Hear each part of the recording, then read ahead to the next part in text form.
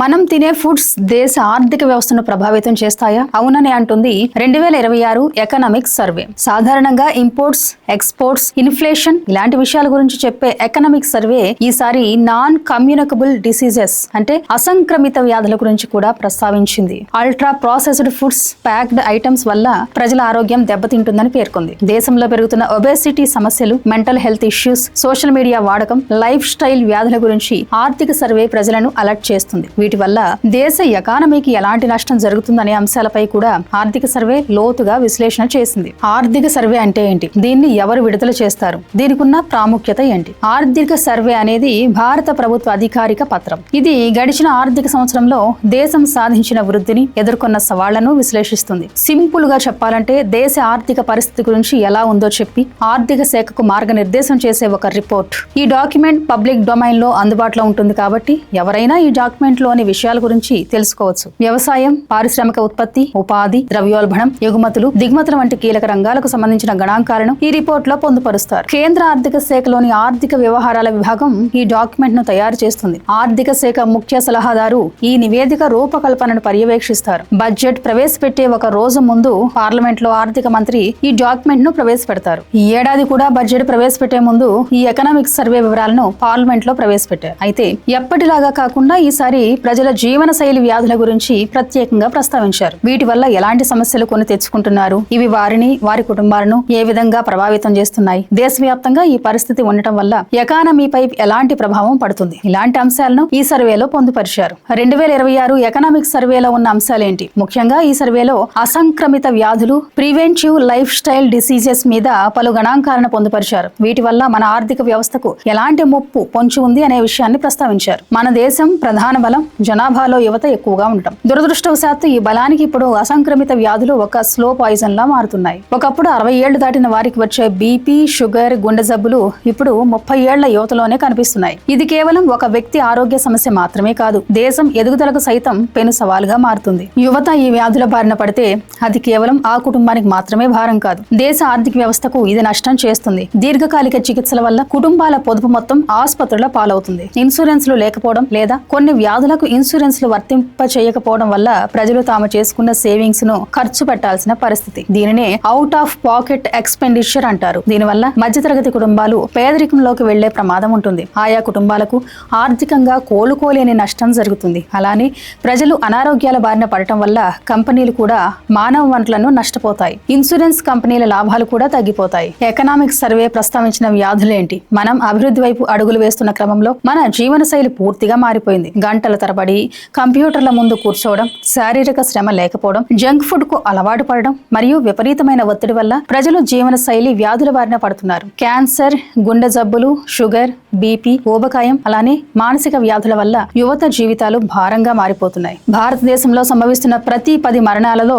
దాదాపు 6 నుంచి 7 మరణాలు ఈ అసంక్రమిత వ్యాధుల వల్లే అని గణాంకాలు చెబుతున్నాయి. ఒకప్పుడు అంటువ్యాధుల వల్ల మరణాల సంఖ్య అధికంగా ఉండేది. సరైన మందులు, వైద్యం లేకపోవడం లేదా పేదలకు వైద్యం అందుబాటులో లేకపోవడం వల్ల గ్రామీణ ప్రాంతాల్లో మరణాలు ఎక్కువగా సంభవించేవి. కానీ ఇప్పుడు పరిస్థితి మారిపోయింది. శారీరక శ్రమ లేని ఉద్యోగాలు, ఒత్తిడి వల్ల పట్టణ ప్రాంతాల్లోని ప్రజలు ఎక్కువగా అసంక్రమిత వ్యాధుల బారిన పడుతున్నారు. మన దేశంలో 63% నుండి 66% మరణాలు మధుమేహం, క్యాన్సర్, గుండెపోటు, ఊబకాయం లాంటి అసంక్రమిత వ్యాధుల వల్లే సంభవిస్తూ ఉండడం ఆందోళన కలిగించే అంశం. ఈ మరణాల్లోనూ 30 ఏళ్ల నుంచి 60 ఏళ్ల వయసులోపు ఉన్నవారే అధికంగా ఉన్నారని లెక్కలు చెబుతున్నాయి. వీటిని ప్రీ మెచ్యూర్ డెత్స్ గా ప్రభుత్వం గుర్తిస్తుంది. మొత్తం మరణాల్లో 26% మరణాలు అసంక్రమిత వ్యాధుల వల్ల జరుగుతున్నట్టుగా గణాంకాలు చెబుతున్నాయి. దేశ ఆర్థిక రథాన్ని ముందుకు నడిపే యువత ఈ వ్యాధుల బారిన పడటం ఆరోగ్యపరంగా అత్యవసర పరిస్థితిని సూచిస్తుంది. నిపుణుల లెక్కల ప్రకారం అసంక్రమిత వ్యాధుల మరణాల రేట్లో ప్రతి 10% పెరుగుదల మన వార్షిక జీడీపీ వృద్ధిని 0.5% మేర కిందకు తగ్గిస్తోంది. అంటే మనం ఆర్థికంగా ఎదగడానికి ఎంత కష్టపడినా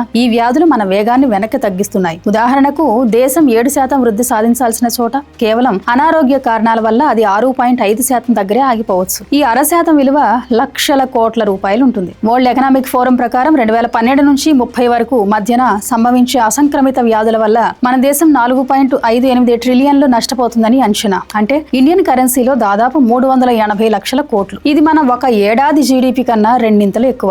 ఆర్థిక సర్వేలో ప్రస్తావించిన ఇంకొన్ని గణాంకాలు భారతదేశ ఆహారపు అలవాట్లలో వస్తున్న ప్రమాదకరమైన మార్పులను కళ్లకు కడుతున్నాయి. కేవలం 2 దశాబ్దాల వ్యవధిలో మన దేశం తాజా ఆహారం నుండి అల్ట్రా ప్రాసెస్డ్ ఫుడ్స్ వైపు ఎంత వేగంగా వెళ్లిందో ఈ లెక్కలు స్పష్టం చేస్తున్నాయి. 2006లో కేవలం $0.9 బిలియన్ ఉన్న ఈ మార్కెట్ 2019 నాటికి $38 బిలియన్ చేరడం అనేది ఒక సాధారణ వృద్ధి కాదు. ఇది ఒక విస్ఫోటనం. కేవలం 13 ఏళ్లలోనే 40 రెట్లు పెరగడం వెనుక మారిన జీవన శైలి, పట్టణీకరణ మరియు మధ్యతరగతి ప్రజల కొనుగోలు శక్తి పెరగడం వంటి కారణాలు ఉన్నాయి. ముఖ్యంగా 2009 నుంచి 23 మధ్య కాలంలో నమోదైన 150% వృద్ధి భారతీయ వంటగదిలోకి ప్యాక్ చేసిన స్నాక్స్, ఇన్స్టెంట్ నూడిల్స్ మరియు శీతల పానీయాలు ఎంతలా చొచ్చుకుపోయాయో తెలియజేస్తుంది. ఒకప్పుడు ఇంట్లో వండుకునే పౌష్టికాహారానికి ప్రాధాన్యతనిచ్చిన భారతీయులు ఇప్పుడు సౌలభ్యం కోసం ప్రాసెస్డ్ ఫుడ్స్ కు అలవాటు పడుతున్నారు. ఇది కేవలం ఆరోగ్య సమస్యలనే కాకుండా సామాన్యుల వైద్య ఖర్చులను పెంచుతూ దేశ ఉత్పాదకత దెబ్బతీస్తుంది. ఈ అంశాన్ని ఆర్థిక సర్వేలో చేర్చడం ద్వారా ఆహార నియంత్రణ చట్టాలు, పన్ను విధానాలు ప్రజల్లో అవగాహన పెంచాల్సిన అవసరాన్ని ప్రభుత్వం తెలియజేస్తుంది. నేషనల్ ఫ్యామిలీ హెల్త్ సర్వే వెల్లడించిన గణాంకాలు భారతదేశం ఆరోగ్య సంక్షోభం దిశగా వెళుతుందని హెచ్చరిస్తున్నాయి. ఒకప్పుడు భారత్లో పోషకాహార లోపం ప్రధాన సమస్యగా ఉండేది. కానీ ఇప్పుడు దానికి విరుద్ధంగా అధిక బరువు లేదా ఊబకాయం ఒక పెను సవాలుగా మారింది.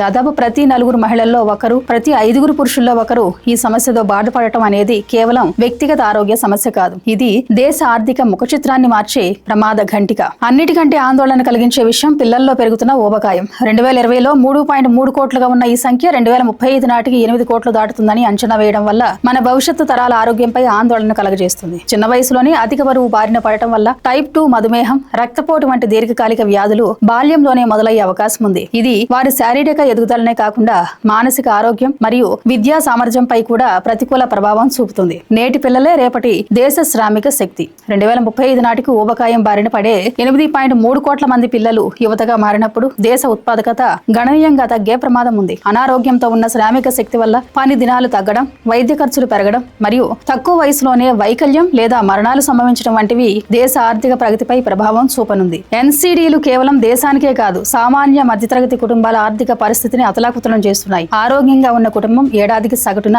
హెల్త్ కేర్ కోసం 21,000 ఖర్చు చేస్తుంటే ఎన్సీడీ బాధితులున్న కుటుంబం 35,000 ఖర్చు చేస్తుంది.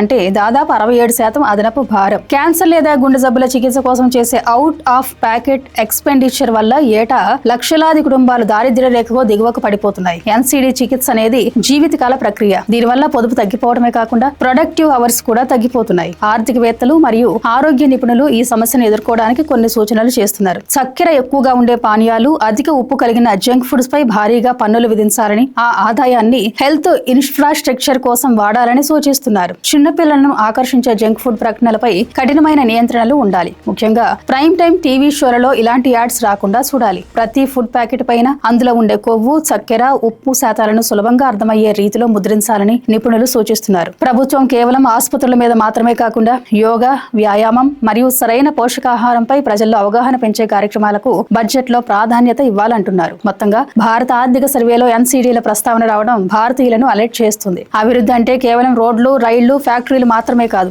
ఆరోగ్యవంతమైన పౌరులు కూడా. అనారోగ్యకరమైన ఆహార అలవాట్లు మనల్ని ఆర్థికంగా వెనక్కి నెట్టేస్తున్నాయి. 54% ఆరోగ్య సమస్యలకు మన ఆహారపు అలవాట్లే కారణమని సర్వే స్పష్టం చేసింది. భారత ఆర్థిక ప్రగతి సాధించాలంటే మన ప్రజల ఆరోగ్యం పటిష్టంగా ఉండాలి. ప్రభుత్వం తన వంతుగా విధానపరమైన నిర్ణయాలు తీసుకుంటున్న వ్యక్తిగత స్థాయిలో లైఫ్ స్టైల్ మార్పులు చేసుకోవడం ప్రతి పౌరుడి బాధ్యత. ఆరోగ్యం బాగుంటేనే ఆర్థిక వృద్ధి సుస్థిరంగా ఉంటుంది. Thank you for watching. Please subscribe to Khyati connects.